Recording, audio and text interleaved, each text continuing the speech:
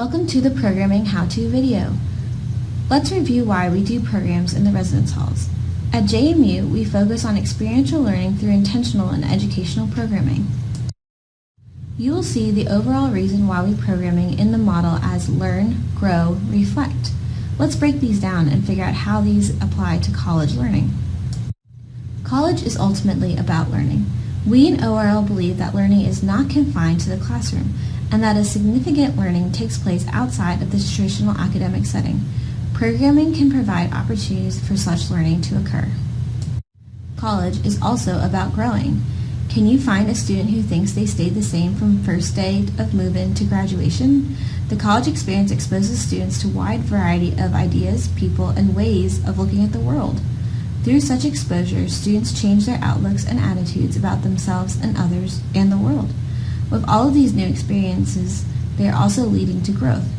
College students experience challenges when familiar ways of thinking are called into question. These challenges assist students in striving towards independence and therefore growth as a person. Basically, learning encourages change, which facilitates growth. College is about reflecting. With all this growth and new experience, a student needs to take time to reflect on their learning moments, these aha moments we seem to have throughout college. This allows students to start thinking about the now what. Once learning has happened, they can reflect on their growth and be proud. They can also take time to set future goals and create action plans. So how do we do this? How do we facilitate this process? Well, one answer is programming. There are many other ways that students can go through this growth process, but we'll specifically talk about programming today. We do this by building community, by bringing residents together, providing educational experience to enhance the classroom learning, and teach transferable skills to residents. There are many more ways that programming can benefit students, but there are also some ways that programming can benefit you. Programming can benefit you because you'll get to learn about an area of programming or information that maybe you haven't talked about before. You will also learn how to event plan and program and take something from start to finish. And last but not least, it enhances your experience as a hall staff member because programming allows the residents to see you in a different way. So now we've talked about why we program, let's talk a little bit about how to program. There are 2 steps in program planning. This video will take you through all you need to know to have a successful program. We split this planning process into 2 areas, program facilitation and the program pie template, and we will explain the difference.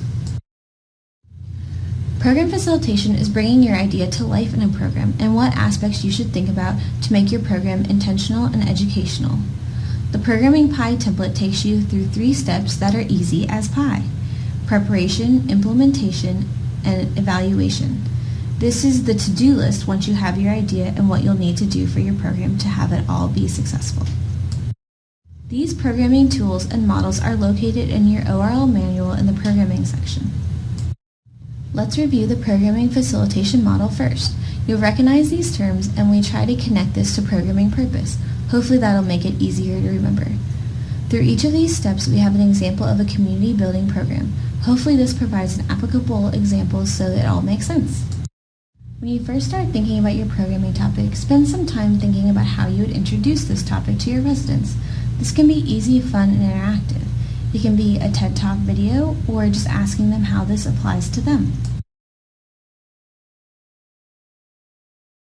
Next, you do a check-in to see how much residents already know on the topic that you're going to program. If everyone knows everyone's names, then maybe there's something you can do to take it a step further. Learn hometowns or majors. But this can also help you not assume that residents know what you think they might know. So if you go into a program thinking that everyone does know each other's names and you're trying to go a step further, you can think about it and listen to the residents in this check-in process. You might learn that they might not know everyone's names and maybe we need to go a step before.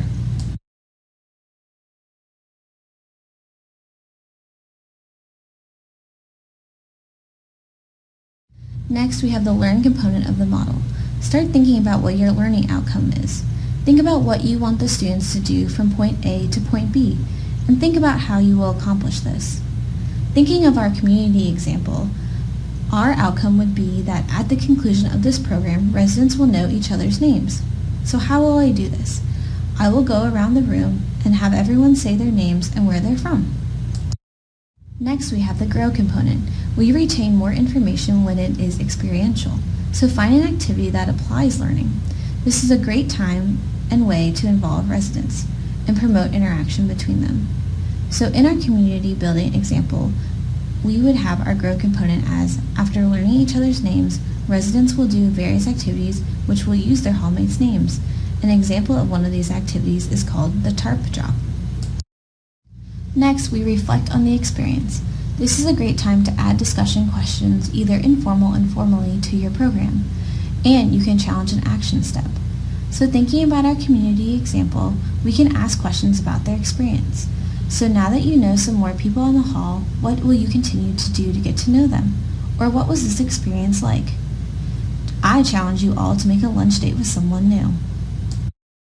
This concludes our program facilitation structure and part of the planning process.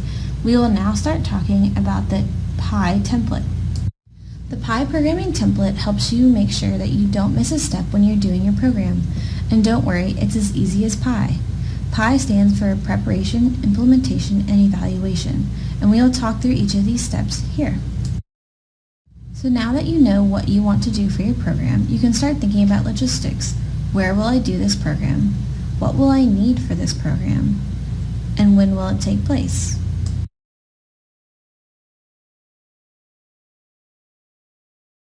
Typically, you would have done an assessment to figure out your topic prior to this step, but we will talk about it here so you have all the information you need.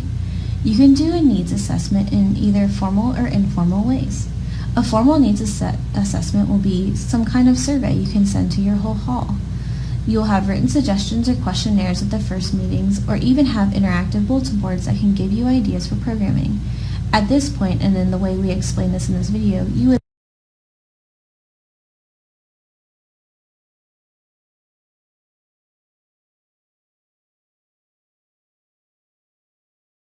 have already done your needs assessment to know that you needed to do a community program.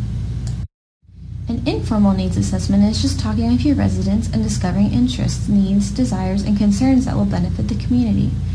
For example, you may have overheard that GCOM speeches are coming up at the end of the month, so doing an academic program on how to prepare for speeches would be great for everyone and even include faculty. So with this, you can just talk to residents on what they enjoy, about their interests, and find out when people are available to attend programs. This will also help you if your logistics part of planning. Next, we need to start thinking about how will the residents know that this program is happening. You're putting in some great work, but we need to make sure that they all enjoy it. So advertising would be your next step.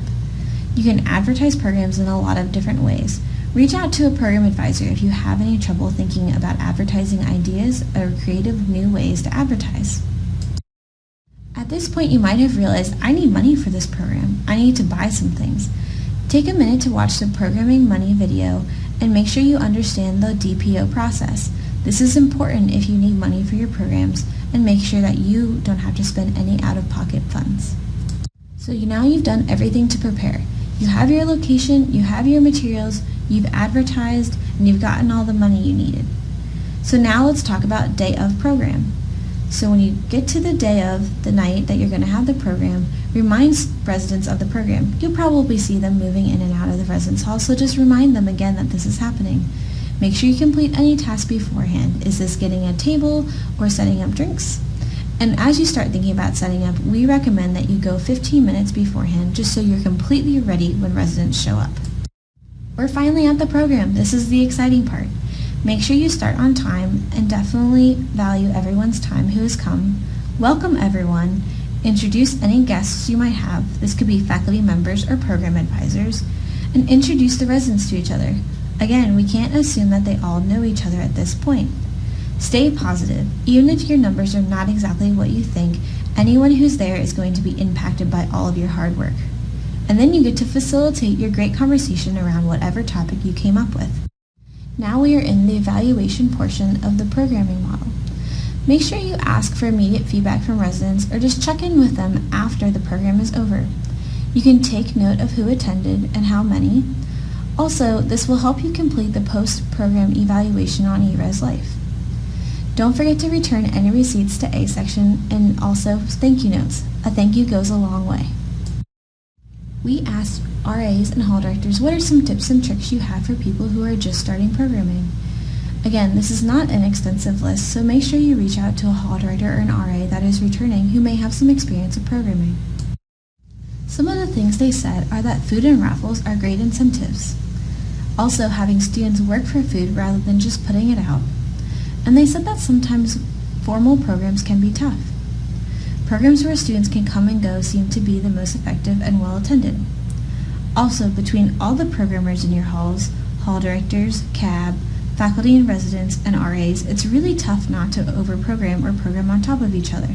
So make sure you check in with other programmers in the halls so this can be avoided. Especially if you find that someone else is trying to do a similar program as you, you can collaborate. Collaborations between RAs, faculty and residents, and CAB seem to work the best. And again, interaction is key.